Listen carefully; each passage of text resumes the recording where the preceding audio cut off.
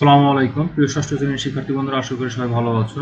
এই ভিডিওতে আমি তোমাদের ষান্মাসিক সামষ্টিক মূল্যায়নের ইতিহাস ও সামাজিক বিজ্ঞান যে বিষয়টি রয়েছে সেটি একটি চূড়ান্ত নির্দেশনা বা সাজেশন তোমাদের সাথে আমি আলোচনা করব।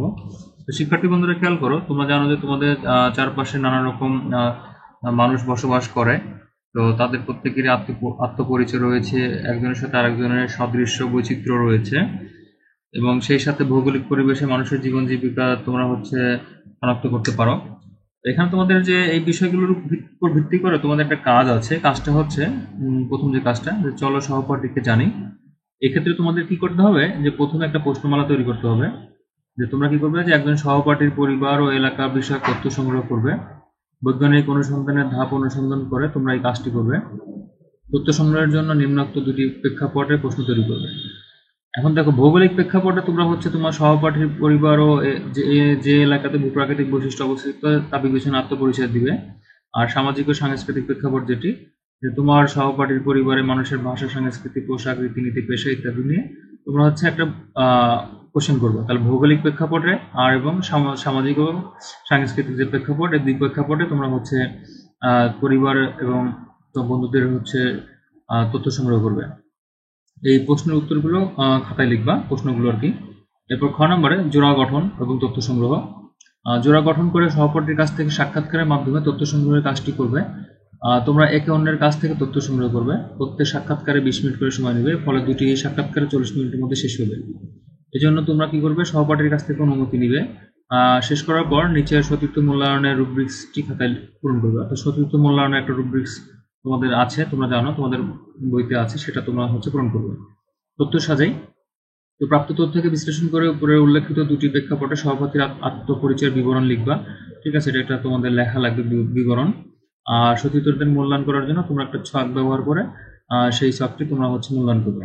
তো এখানে যে ছকটি দেওয়া আছে থাকবে, সেই ছকে তোমার সহপাঠীর নাম লিখবে, তার রোল নাম্বার লিখবে। লেখার পর দেখবা যে যা যা আছে মোটামুটি সবই তোমার এখানে যেটি আছে হাতে তোমার ঠিক চিনে দিতে হবে।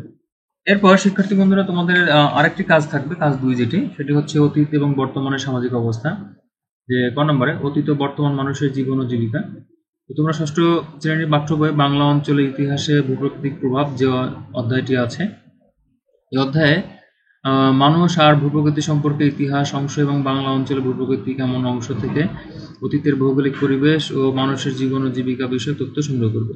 সেই সাথে তোমরা ইতিমধ্যে সহপাঠীকে প্রশ্ন করে যে তথ্য পেয়েছ তার ভিত্তিতে নিচের সবটি খাতা লেখে পূরণ করবে। লক্ষ্য করবে যেন অতীত ও বর্তমান মানুষের জীবন জীবিকার তুলনায় তোমরা একটা ব্যাখ্যা করতে পারো। তো তোমরা একটা ছক করবে যে অতীত ও বর্তমান মানুষের জীবন ও জীবিকা, যে অতীতে বাংলা অঞ্চলের জীবন জীবিকা কেমন ছিল, এরকম ভাবে তোমরা টেবিল করে টেবিলের নিচে নিচে লিখবে। আর বর্তমানে তোমার সহপাঠীর এলাকার মানুষের জীবন ও জীবিকা কেমন, সেটা নিচে নিচে লিখবে। তো তোমরা দুটো ছক করে টেবিল আকারে এইটা নিচে নিচে লিখতে হবে। এরপর শিক্ষার্থী বন্ধুরা খ নম্বরে যে বিভিন্ন ভূপ্রাকৃতিক বৈশিষ্ট্য এবং মানুষের জীবন ও জীবিকা যেটি, ভূপ্রাকৃতিক বৈশিষ্ট্য মানুষের জীবন ও জীবিকা প্রভাব ফেলে। যেমন কোনো এলাকায় নদী থাকলে সেখানে জেলেদের বসবাস থাকবে। এভাবে বাংলাদেশের বিভিন্ন ভূপ্রাকৃতিক বৈশিষ্ট্য মানুষের জীবন ও জীবিকা ভিন্ন ভাবে দেখা যায়। এখন তোমরা বিভিন্ন ভূপ্রাকৃতিক বৈশিষ্ট্য জীবন ও জীবিকা শনাক্ত করে একটি তুলনামূলক ছক খাতা উত্তরপত্র লিখবে। এই জন্য পাঠ্যপুস্তকের বাংলা অঞ্চলের ইতিহাসে ভূপ্রাকৃতিক প্রভাব থেকে প্রাপ্ত তথ্য, জোড়াই কাজে সহপাঠী থেকে প্রাপ্ত তথ্য এবং আমাদের চারপাশে ভৌগোলিক পরিবেশ তোমাদের পাঠ্য বইয়ের 62 নম্বর পৃষ্ঠায় আছে। এর ভিত্তিতে তোমরা কাজটি করবে। ঠিক আছে, এই ছিল শিক্ষার্থী বন্ধুরা তোমাদের কাজ 2। আর কাজ 3-এ তোমাদের দেখো দায়িত্বশীল ভূমিকায় আমি।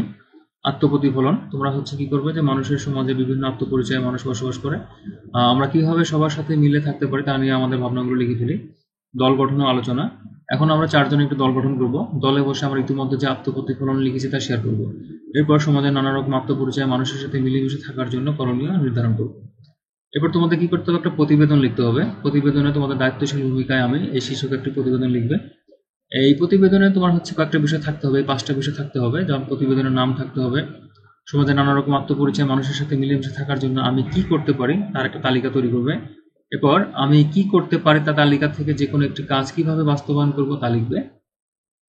এরপর 4 নম্বরে তোমরা সমাজের নানা রকম আত্মপরিচয় মানুষের সাথে মিলেমিশে থাকার জন্য আমরা সবাই একসাথে কি করতে পারি তার একটা তালিকা তৈরি করবে।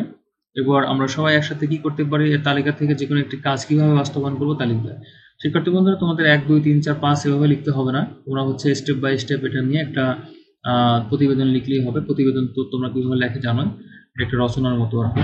তো শিক্ষার্থী বন্ধুরা, আশা করি তোমরা যে প্রশ্নটি এখানে নমুনা উত্তরটি দেওয়া আছে, প্রশ্নটি সাজেশনটি, সেটি তোমরা বুঝতে পেরেছ। এটি তোমরা ইনশাল্লাহ সমাধান দ্রুত পেয়ে যাবে। তো অবশ্যই তোমরা চ্যানেলটিকে সাবস্ক্রাইব করে বেল আইকনে ক্লিক করে রাখো, যেন পরবর্তী ভিডিও আপলোড করার সাথে সাথে নোটিফিকেশন পেয়ে যাবে।